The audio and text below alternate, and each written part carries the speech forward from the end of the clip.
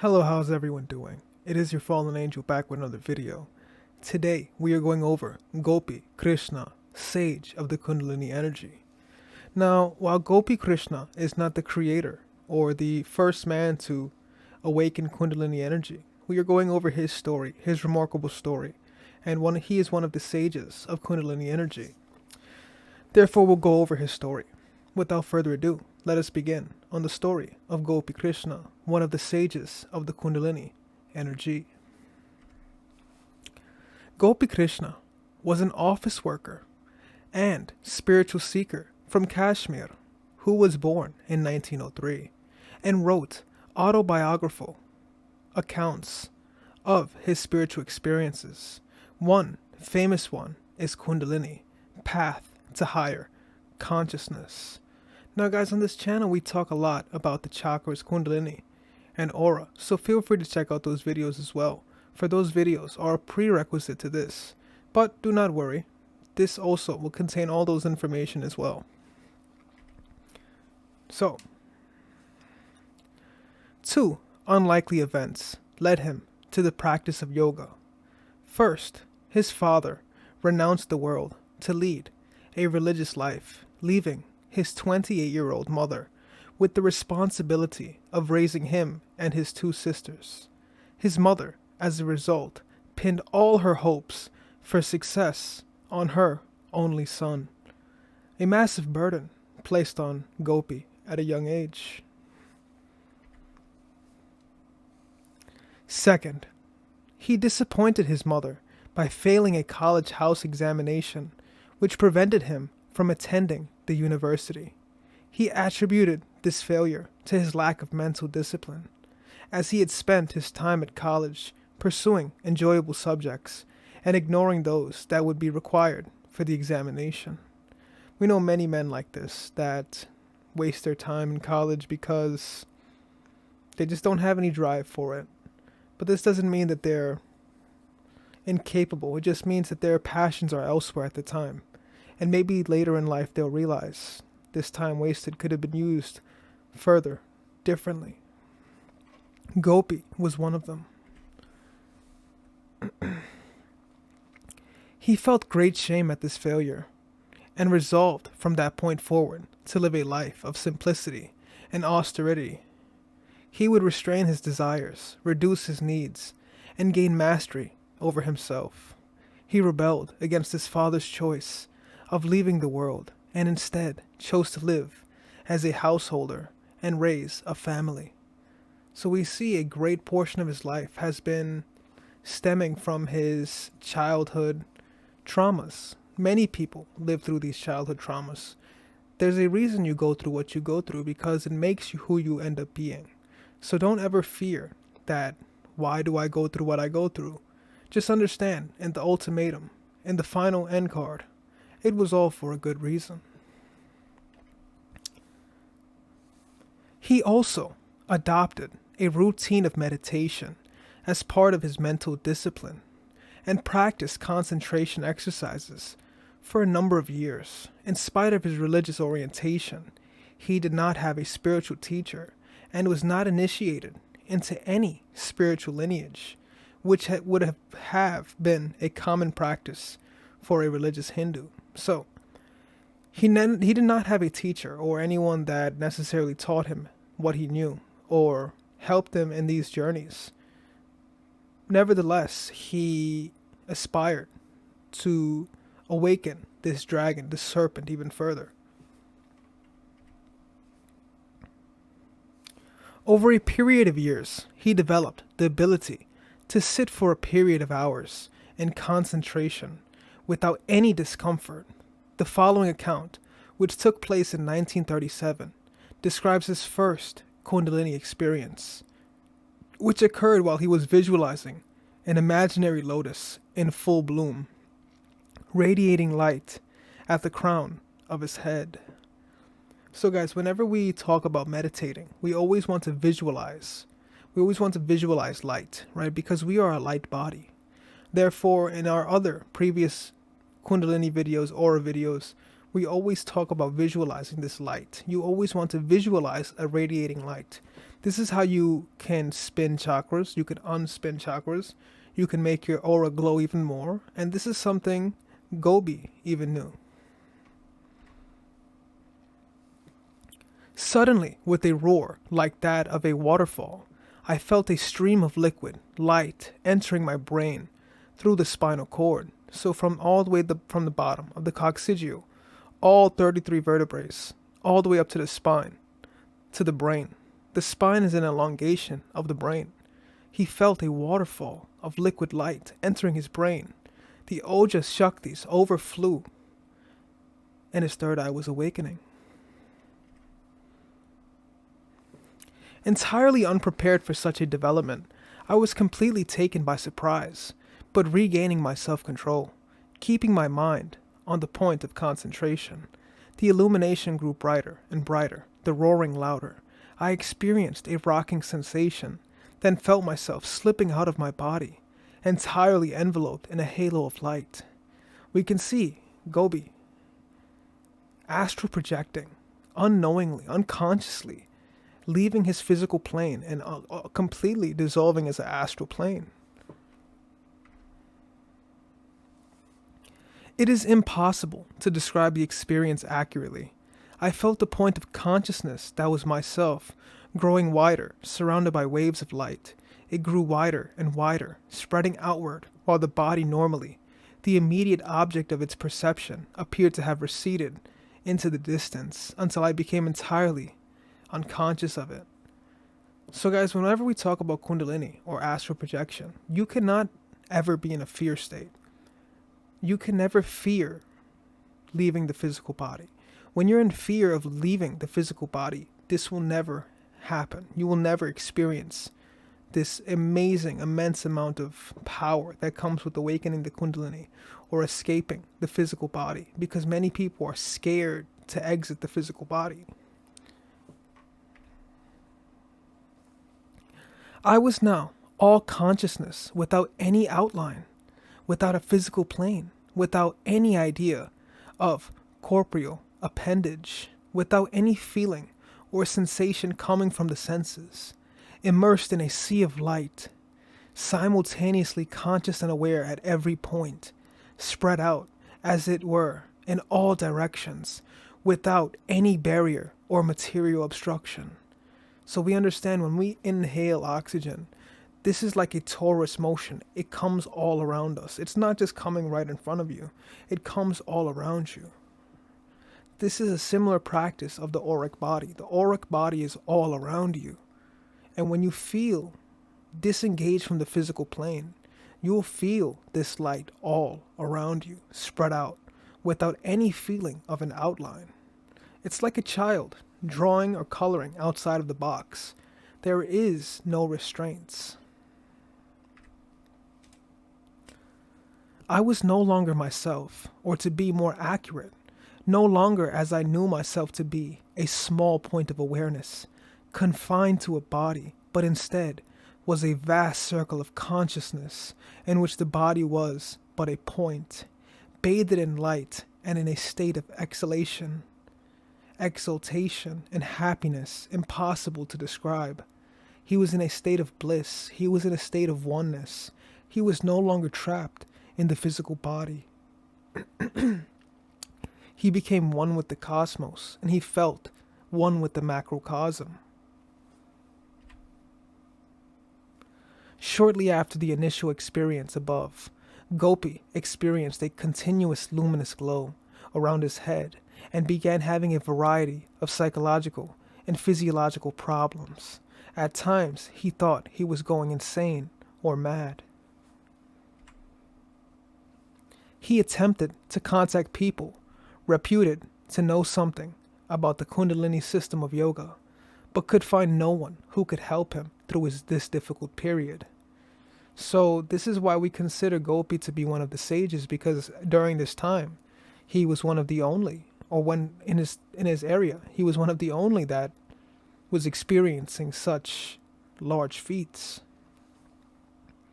We can even think of Gopi as one of the descendants of maybe Adiyogi at the beginning.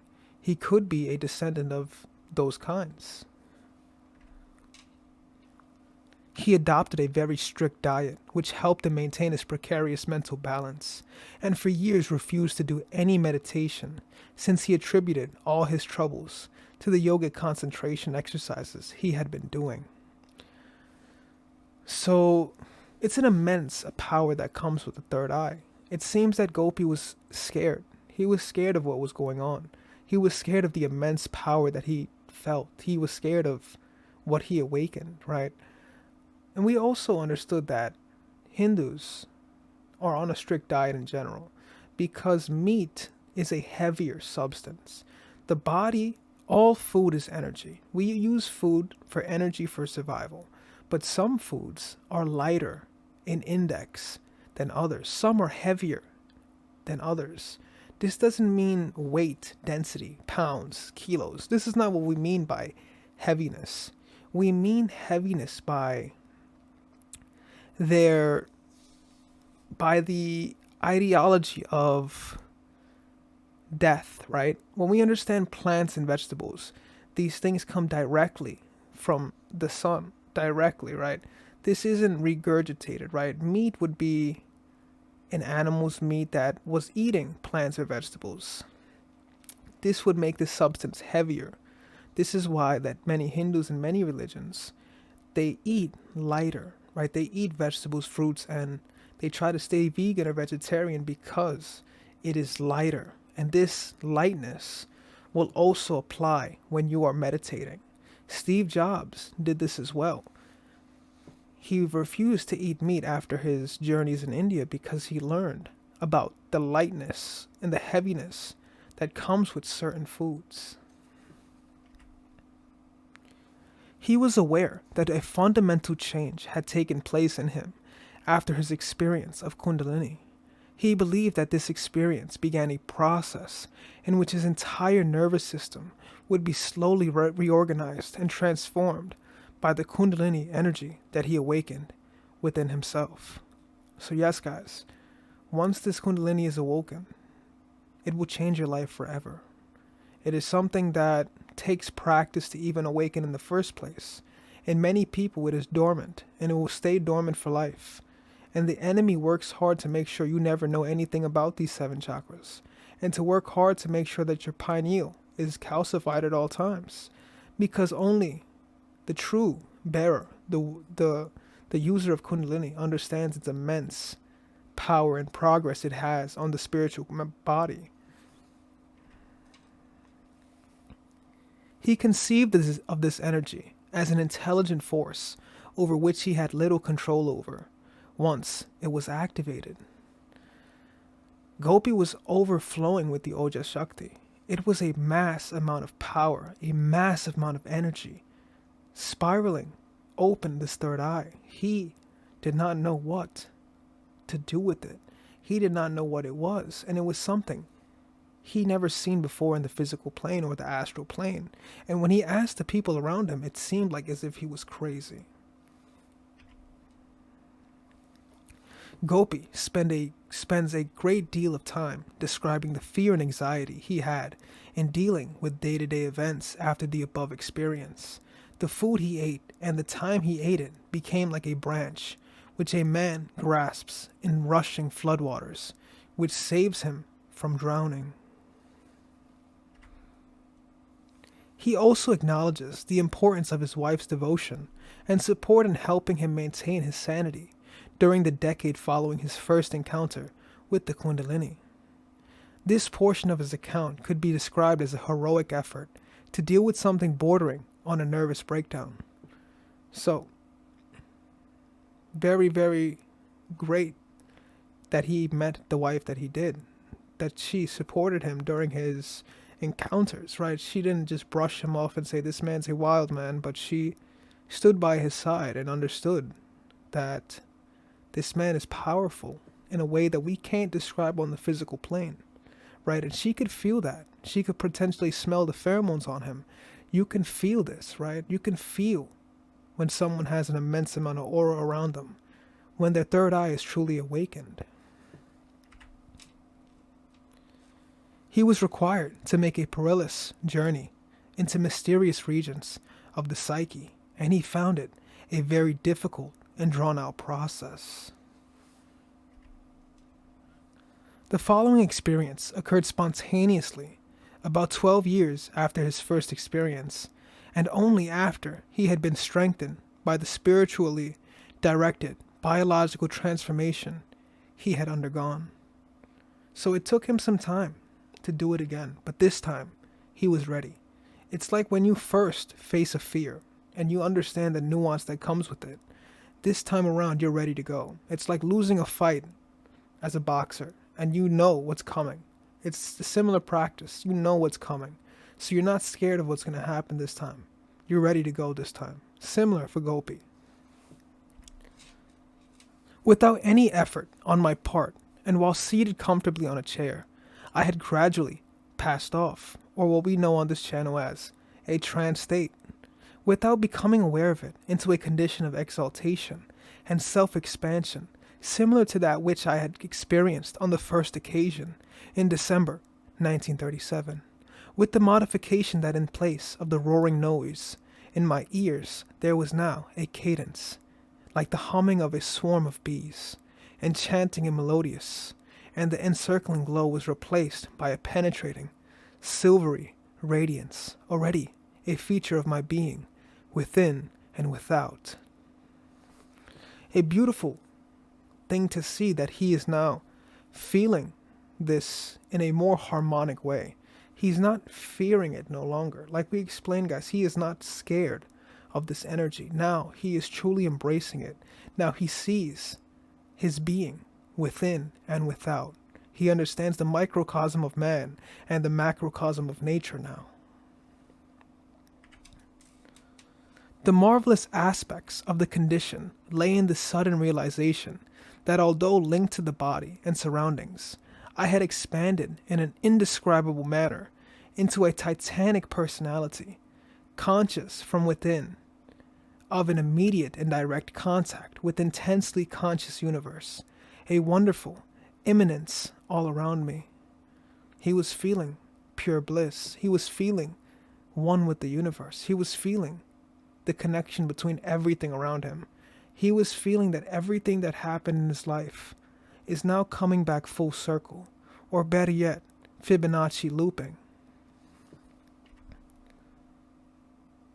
My body, the chair I was sitting on, the table in front of me, the room enclosed by walls, the lawn outside, and the space beyond, including earth and sky, appeared to be the most amazing mere phantoms in this real, interpenetrating, and all-pervasive ocean of existence, which, to explain the most incredible part of it as best as I can, seemed to be simultaneously unbounded, stretching out immeasurably in all directions, and yet no bigger than an infinitely small point. From this point, the entire existence of which my body and its surroundings were but a part, poured out like radiation, as if a reflection as vast as my conception of the cosmos were thrown out upon infinity by a projector, no bigger than a pinpoint, the entire intensely active and gigantic world picture, dependent on the beams issuing from it. The shoreless ocean of consciousness, which I now was immersed in, appeared infinitely large and infinitely small at the same time. Large when considered in relation to the world picture floating in it, and small when considered in itself, measureless, without form or size, nothing and yet everything. It was an amazing and staggering experience for which I can cite no parallel and no simile can relate to this. An experience beyond all and everything belonging to this world, to this cosmos, conceivable by the mind or perceptible to the senses. Now people want to know this feeling, this essential feeling of blissness, this feeling of liberation, this feeling of Kundalini. No drug can match this. No drug can ever match this. A drug, a barbiturate, can maybe get you to the doorway, whether this be DMT, psilocybin. Things of that nature may get you to the doorway. But if you want to fully enter the club of paradise, known as Kundalini, this requires stillness, meditation, and the awakening of all chakras. No drug in this world can make you feel this blissness. It is all an illusion in this cosmos.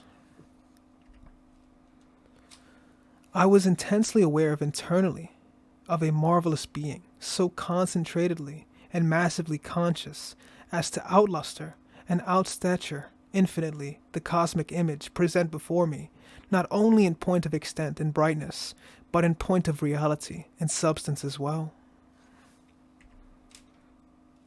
The phenomenal world, ceaselessly in motion characterized by creation, incessant change and dissolution, receded into the background and assumed the appearance of an extremely thin, rapidly melting layer of foam upon a substantial rolling ocean of life, a veil of exceeding fine vapor before an infinitely large, conscious sun, constituting a complete reversal of the relationship between the world and the limited human consciousness.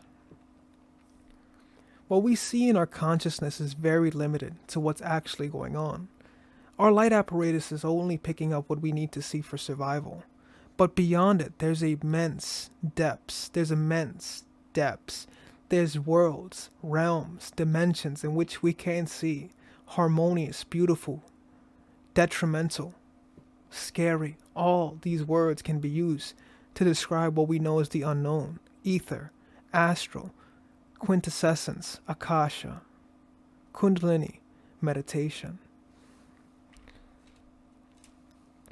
It showed the previous, all-dominating cosmos reduced to a state of transitory appearance and the formerly care-ridden point of awareness, circumscribed by the body, grown to the spacious dimensions of a mighty universe and the exalted stature of a majestic immanence before which the material cosmos shrank to the subordinate position of an evanescent and elusive appendage.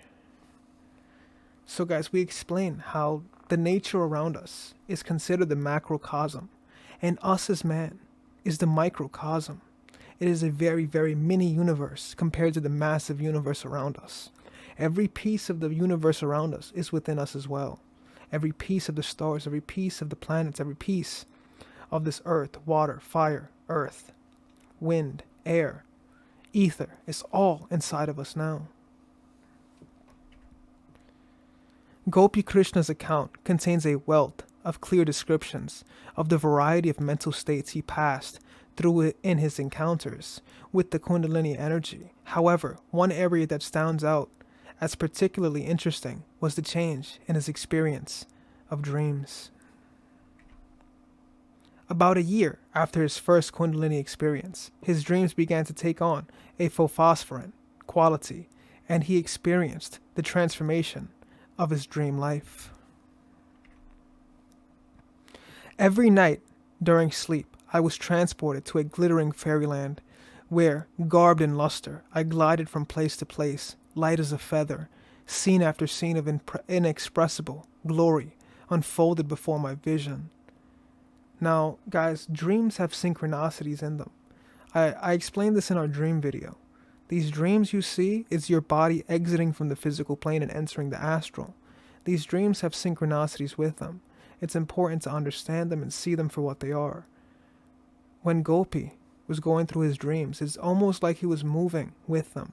He was there with them. He was moving his astral body physically, but the physical was not there. But he was in control. He felt it. He moved like a yoga ball in space, just moving, bouncing around with no weight. The incidents of the unusual character common to dreams, they lacked coherence and continuity, but although strange, fanciful, and fantastic, they possessed a visionary character, surrounded by landscapes of vastness and magnificence seldom seen in real life. In my dreams, I usually experienced a feeling of security and contentment with the absence of anything the least disturbing or disharmonious. So he felt completely free in these dreams. He didn't feel anything wrong in these dreams. He felt completely free. No judgment, no discrimination, just completely free in the astral plane. to do whatever it is that will happen in that dream at that moment.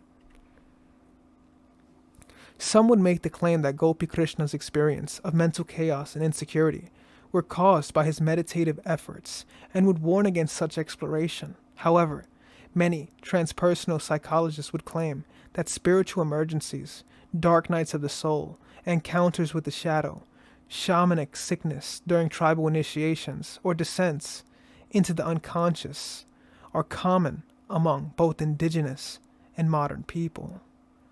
So guys, at the beginning you may be scared, but this is the original fear.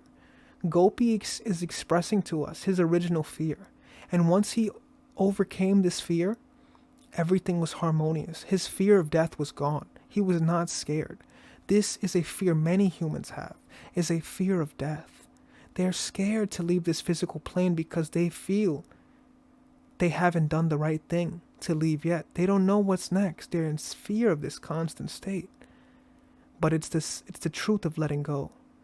This aspect of letting go will allow for more harmonious stillness in meditation.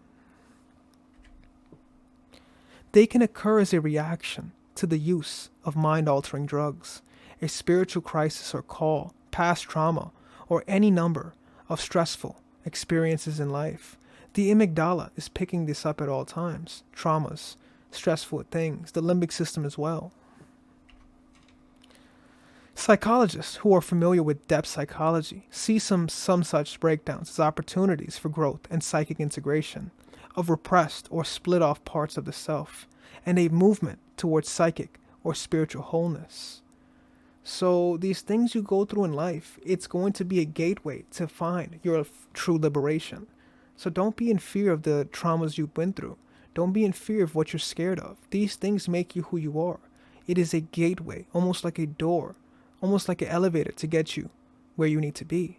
It is up to you to remove any limiters, remove any fear, remove anything that scares you, and get to the final top of the pyramid, top of the elevator, where your pineal, your third eye, is awakened.